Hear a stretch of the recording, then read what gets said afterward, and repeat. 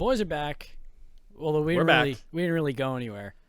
Because we are talking part two from last week's episode, which is it's confusing. It's like an Inception thing because we made like a cut, so it's like the same recording, but it's a different one.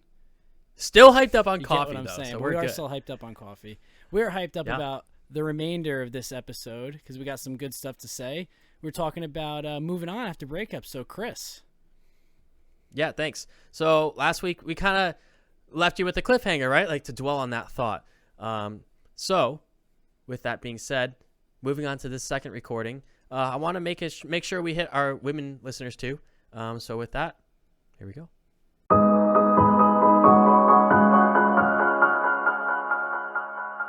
So I don't want to talk about just like how us men can attract the right women. I want to hit the women audience as listening to this as well. Is like, so not to be like men or women versus each other, right? So you carry yourself the way you carry yourself. I know for me, if I see someone who's, even my age, like 27, 28, I'm 28. Wow. If I see a 28-year-old who's still going out drinking and partying and doesn't have their life, like not necessarily doesn't have their life, but they still go out and party and drink. Like that's almost a priority for them for like the weekend. Like, oh, I'm going to go drink this weekend. That is not attractive to me anymore. Whereas when I was 21, like, hell yeah, let's go party together. Like, but so you have to realize that as a man and a woman, like, how do you care? Like, how do you spend your off time? How are you bettering yourself? How are you improving yourself? And if that's what you want to attract, if you want to attract someone who is, goal driven, has dreams, has ambitions, and, maybe takes like at least one of the days of the weekend to like make that life they want, you can't be going out drinking and like not doing that yourself. Like that doesn't attract like-minded people. But also to kind of go with that, you can be like the most ambitious person, like work-wise, ever. But if that's, you can be an Elon Musk. But if that's all you do, you're so one-dimensional that you're going to get boring. So maybe it is good, you don't have to go out and drink. Like drinking doesn't have to be your thing, but to have some sort of unique pairing to where Get out of here, bro. He's saying, what are you talking about? He's trying to attract somebody. What the hell's wrong with this dude? There's another cat somewhere out there This is how watching cats this. It's attract fine, No, buddy. he's like, Dad, I do this. Oh my God. That's what I do. I'm sorry. For everyone not watching YouTube, my cat just decided to hop up on camera to start licking himself right in the middle of the camera. But to get back to my point, I feel like it's important to have some sort of unique pairing. So like a good guy with an edge, or a super ambitious person who works really hard and makes money, but they also take time to travel and to go on road trips and stuff like that. So like having that unique pairing is very important, and not just being one-dimensional. Yeah, nailed it. Yeah. And to to build on the point from before as well, like, again, I said I've been single for a long time, and I mean, a lot of it is the people that I want to attract, I haven't been attracting. That's not to say that there haven't been opportunities for me to date people, but like, again, the way I see it in my own eyes is, why would I date somebody I know that I'm not gonna, enjoy going out with? Like, there was one time somebody from my gym was trying to hook me up with this other girl that goes there, and like I just kind of looked through her Instagram a little bit, and I was like, yeah, she's really pretty, but like she's not the kind of person I want to go out with. And I think that's important as well, is not to be shallow or one-dimensional, like Jared said, and the cat's back, and just address the elephant. Chris is just gonna block. That's cool. It's just his tail this time. All right, but I mean, I think again that's a big part of it, and a big part of recognizing, what you want and who you want, and I think that to me is a mature step and not just jumping into something, because it's like, again, why would I go out with somebody I know it's not going to work? Yeah. Can I say something? Yeah. Something I've learned, I've been single for a little bit now. You can't online is difficult, man, because I'll be honest, the girl I was talking to for a little bit here since I got back from my deployment. I've known her for a while. I've known her from the Air Force. She got out and everything, and I've known her for a while. She is not at all who I thought she was. For the better, like not for the worse, but for the better. Yeah, right. You guys weren't expecting that one, were you? I looked at her Instagram. Like, we were friends. We've physically communicated before. Nothing like really. She was always talking to someone, or I was dating someone, and like it just never worked out until like the past 6 months. But that's so I've learned that you can't judge from like Instagram, or maybe they don't even have social media. Like, so how do you really know what this person's like? So even if their Instagram looks like, maybe I wouldn't get along with them, I've at least given it a shot. Excuse me, sorry. To, like, hey, let's just go grab a coffee, have a conversation. And that in-person conversation, which is what a lot of people don't do anymore these days, all these apps, all these DMings, right? You have to physically interact with someone. How do they respond? How do they communicate? And I saw her Instagram, she was biking in the snow, right?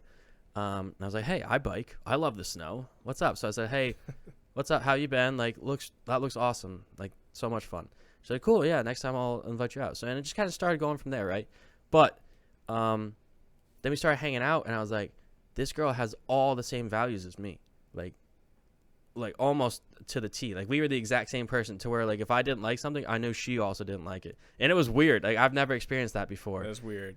It was almost too good of a fit, right? Like, I'm not gonna say it was too good of a fit, but it was strange. I just wasn't used to it. But so my point is, just because maybe their Instagram looks different, invite them out. If you think it's worth the time, try it. It doesn't hurt to try. But that being said, is you have to know who you are, and like if they don't fit into that lifestyle that you want as well. Right. Sorry, I just went I mean, on forever. I get your point. That's a good point. Yeah. I think from my perspective, it was like, the type of person we were talking about is someone who, like you were saying, it's like every weekend they're like, I'm seeing on their Instagram, like on their story and stuff, they're out at clubs and partying and drinking. It's like every weekend. Yeah. And it's like, that's great that they like to do that, and that's good for them, but that's not like what I like to do. And I don't want to, I wouldn't want to be in a relationship where I have to do stuff like that. And I also don't want them to be in a relationship where they feel like they have to do the things that I want to do.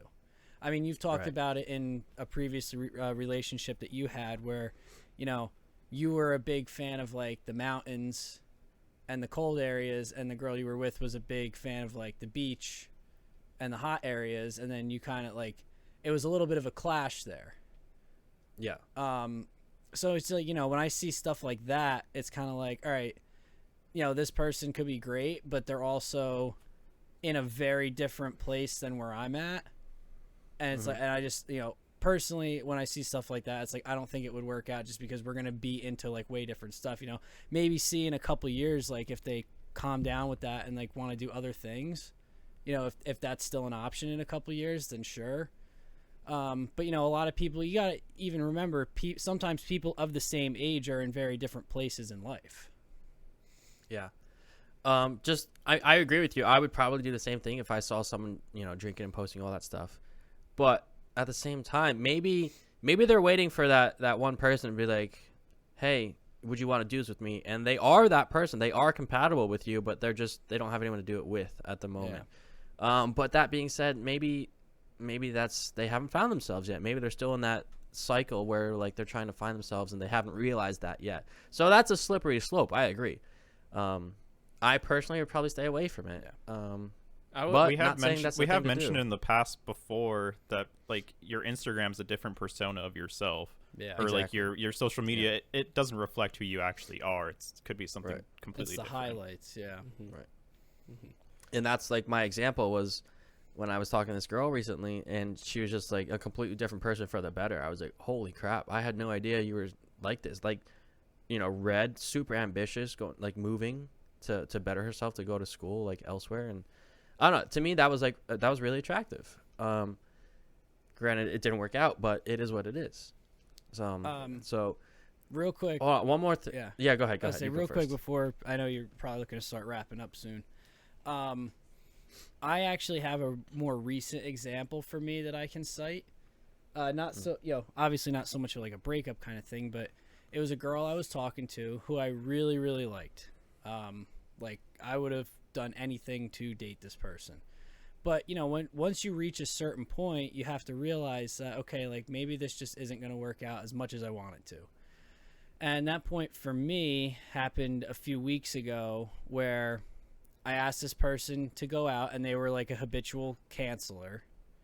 And I asked them to go out, and I kept the thought in my mind of like, I'm not going to be upset if they cancel. If they cancel, that's it. Like that, it's done. And that's what I did. And, you know, I asked the girl out. She said, oh yeah, we'll go out this day. Okay, cool. And then, you know, of course that day came along. It's, oh, I have to do this. I can't, we'll have to reschedule, blah, blah, blah. And I was just like, okay, that's fine. But then in my mind, I was like, that's it. Like, I'm not going to keep doing that. I'm done. I'm going to move on. And it was actually, in a way, it was like a really good feeling. It almost felt good when she canceled, in a way, because I was like, okay, that's it. Like, it's done. Yeah, it was a relief. I'm done with it. Yeah. Bullet you have to know your worth, black right? And white. Like, okay. Yeah, you have to know your worth. Like, if someone cancels on you, if someone really wanted to hang out with you or go on a date with you, they'd be like, hey, I'm so sorry, like, I can't make this, but how about tomorrow? Or how about, like, you know, they would set that next time, right? Mm-hmm. Yeah, don't put up with nonsense and stand up for yourself. Yeah, exactly. Yeah, exactly. And that's kind of what I did. And, you know, I wasn't like a dick about it or anything when she said it. I was just like, okay, that's fine. But, you know, in my mind, I was like, it's done. That's it. Mm-hmm. And so I was going to talk about something before. We talked about, I forget what we were talking about, but something this girl that I was just talking to told me. You know, I have dreams, so you got to be careful with your dreams, right? Like, if you're almost back to Jared's point earlier, if you're very like focused on this goal, to me, it's moving to Vermont. Like, that's all I've wanted to do since I've left the house, was move to where I want to move and live where I want to live. I've never had that in my life. So to me, that is the biggest goal in my life right now, is to get to Vermont and make that happen. And that's my goal. Now, something this girl said, which is true, something I need to realize is that maybe not every girl that I talk to, maybe someone's very compatible with me, but doesn't want to move to Vermont, you know? And who am I to say, okay, well, sorry, I'm still going there.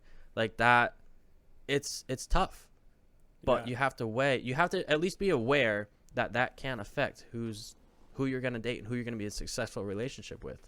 To me, I value, it's going to sound mean, but I value, like, I want to get where I want to be in my life before I actually, I mean, not before I find someone. If someone, like, you know, if someone comes into my life, we're a great fit, and they also are okay with moving to Vermont and, like, love the cold weather like that, that's phenomenal. Like, that's what I'm looking for. Yeah, I was about to say, like, it's almost like you don't want to wait, or you want to wait until you move to Vermont to seek a partner. But then also, you know, you don't want to spend 2 years and then possibly miss out on the perfect person. Yeah. Right. So that, I mean, you know, so that's, she said you are blocking yourself away from certain people. And I was like, yeah, you know, you're right. But I value, like, that has been my lifelong goal, is to live where I want to live. And so I want to make that happen. And, you know, eventually, who knows, maybe I'll be 50 and single, who knows, but hopefully, you know, someone fits into that. And that's kind of where the, you know, the being independent and not self-reliant and codependent comes into play. Like, I want to make that happen. Who kind of fits into that lifestyle, and like that'll be a super healthy relationship down the road. I'll say, because it was kind of a part of like my own personal development podcast, Jared Rumsey. personal development kind of thing that I've gone through over the last couple of years was, as many of you know, I was like fixated on leaving New Jersey. Like that was like all I wanted to do. Like, there was a time I was thinking about moving to Colorado, moving to Nebraska. But I kind of came to realize, for me at least, I know Chris, like your case is different, so I'm not disagreeing with you. But I think for me, I just came to a realization that I don't think it matters so much where I am as long as I am happy with it. Now, in the back of my mind, there's still a part of me that's like, yeah, hopefully that me being happy thing can be somewhere other than New Jersey. But, right. If it happens to be here, it happens to be here. I mean, like, I like the job I'm working right now. If I find a person that, I would be happy with, that would stay here and stay with me with my job, I would be okay with that. And maybe down the road we move, and I don't really care so much where we move. Like, again, you know me, I'm not a big cold climate guy, but if, say, I met a girl that was like, I really want to move to Vermont, and if I was like, if I can get a job that makes me happy there and we can be happy there, then I'm all for it. Let's go. Exactly. Yeah. I mean, that's important. And as long as, like, it complements each other, right? It's not one being, the leader, I guess you could say. So that's important for a healthy relationship. And I feel like that's what a lot of people struggle with, right? Is like, and that's why a lot of breakups happen, is there's not that communication. Like, hey, this is what I want. Are you okay with this? Like, do you want to do this with me? And they either make it work or they don't. A lot of the times it's like, they just kind of go through the steps and like, hey, I'm moving here. Are you coming?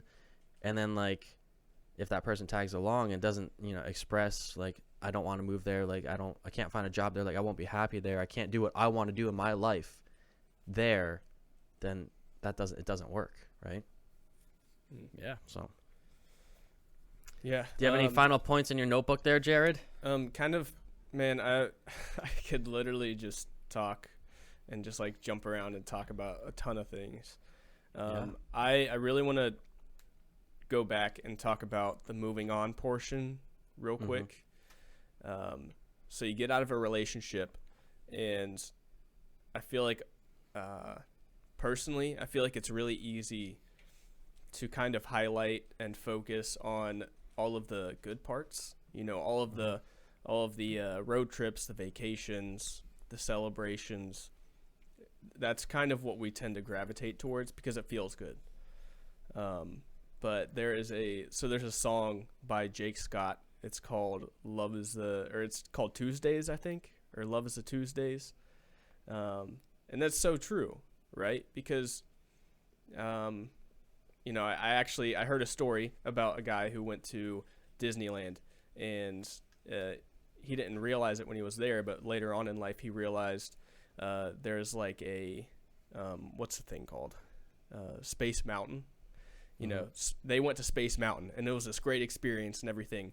But one thing that he noticed while he was there, when he was a kid, was all of the trash cans were like decorated strategically, so you didn't really see them as trash cans and stuff like that.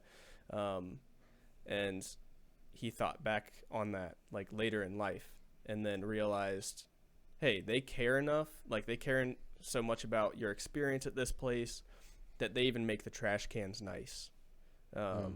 So like you don't even notice, like it would be, well, I don't even know. I was trying to think of an example of one of the trash cans, but I've never been to Disney World or Disneyland. I don't really want to go ever, but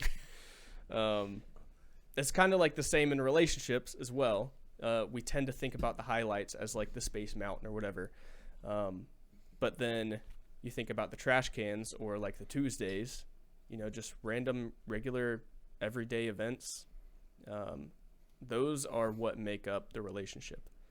So especially like, I mean, if you want to think of a trash can as like a low point even, so like when you're going through a hard time, or when your partner loses someone or they're grieving, like how do you work together in a relationship to kind of help each other and to get through those difficult times, or just get through those bland times where things aren't really interesting.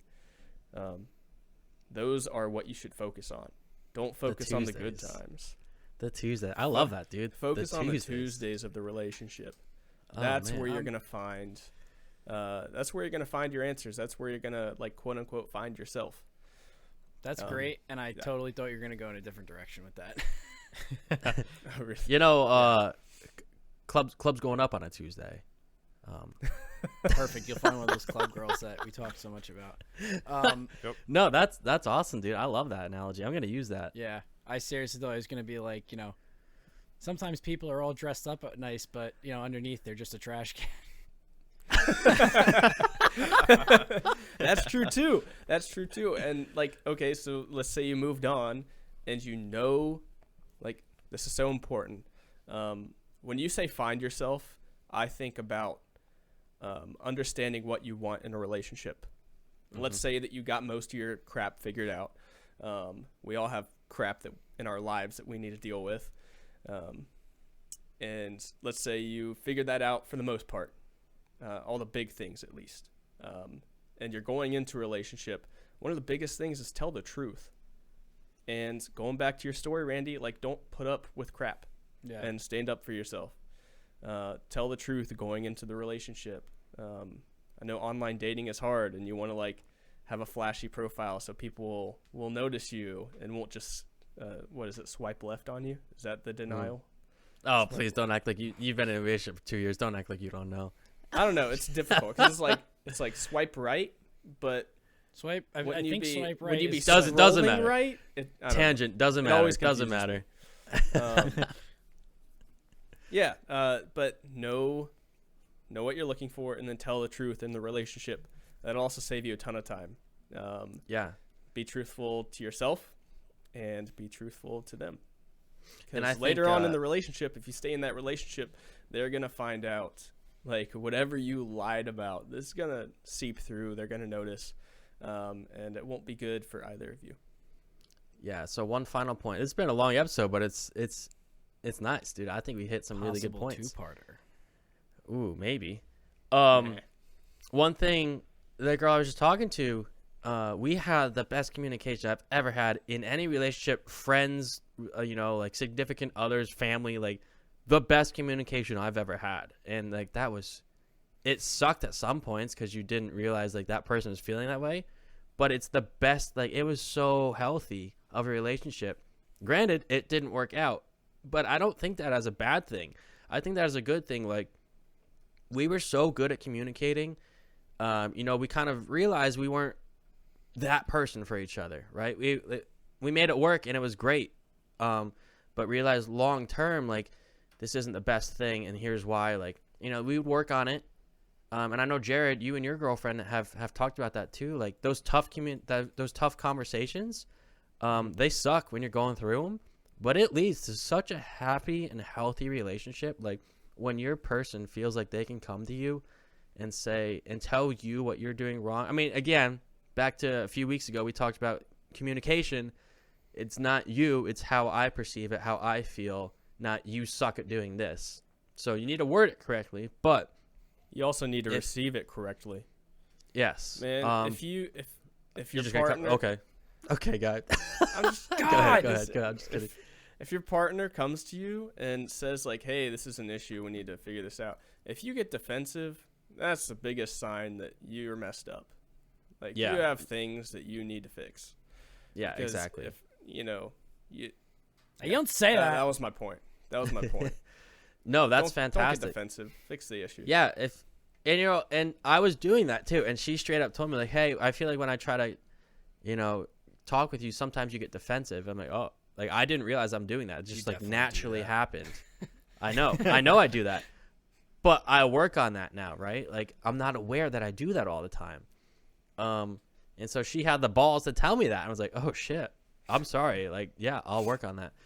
And, I went through that. I moved forward thinking like that. Like, okay, let's not be defensive. How can I express my feelings while also empathizing with her, right? So that's so important. And I feel like a lot of people don't have that. And that's why I think it's so important to find that, realize that you need to do that, before you can get back into a healthy relationship. And if you're in a relationship, I'm not saying go break up with your significant other right now, but if you're in a relationship, realize that and work on that, because that'll make it so much healthier. It's like therapy, right? Like, hi, I'm your therapist, Chris. How you doing? You need to communicate better and be receptive to your partner's needs and issues, right? Don't be defensive like me. And if you are, work on it and allow them to call you out on stuff. It's super healthy. However, counterpoint. Oh boy. Also, don't be overly passive either. You don't. What do you mean? Like, don't just do things and make changes because your partner wants you to.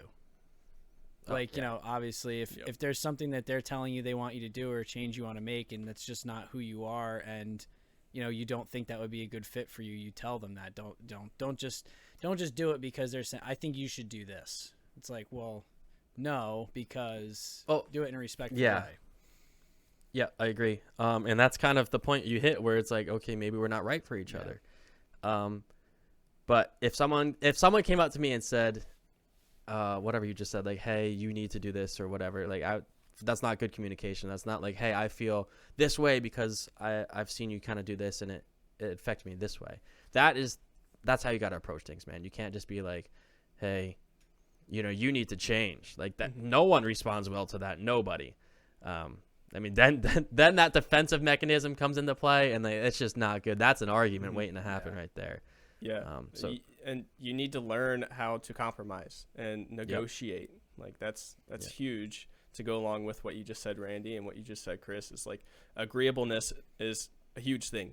Like if you're both completely agreeable, that's terrible. If you're both, if one person is completely agreeable and the other person is not. So like, let's say you always decide, hey, let's go to this place to eat.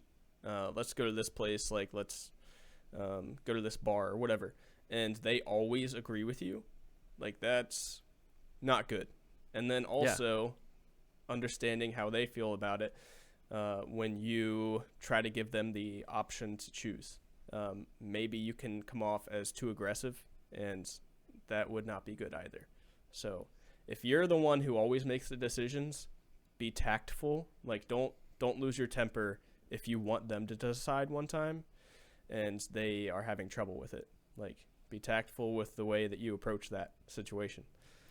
And a perfect example of a compromise would be like, you know, maybe give them a list of 3 or 5 options, and like, so you've done your part and then they actually get to choose, right? So like, they don't feel the pressure of, oh, I don't know where to go. And like, you know, give a list, give a few options, and like let them choose out of those options. So that to me is like a great compromise. Mm-hmm. Yeah. You're building your relationship. You're building your house on your plot of land, let's say. The flat. And you both need to be builders. So like, flip the switch. Flip the switch. Switch the flip. You both need to be builders I said it wrong on this plot of land. You know, you said it right. Switch the flip. Yeah, switch the flip. Dang it! I said it right. Yeah, so did I. Anyway, I think it's time to wrap it up. Sounds like an organic spot to wrap up. Yeah. So I mean, we could talk about this for days, me and Jared. Now we're not professionals because I'm still single and he's in a relationship. Doesn't mean either one's correct, right? That's the point we're trying to make. Talon's the only is one just who's gotten it. Okay. Yeah. But I mean, I feel like everyone can still learn, even Talon, right? Even if you're married, right? To not get a divorce, these are things that you have to do. But so the biggest point of this was that in between time.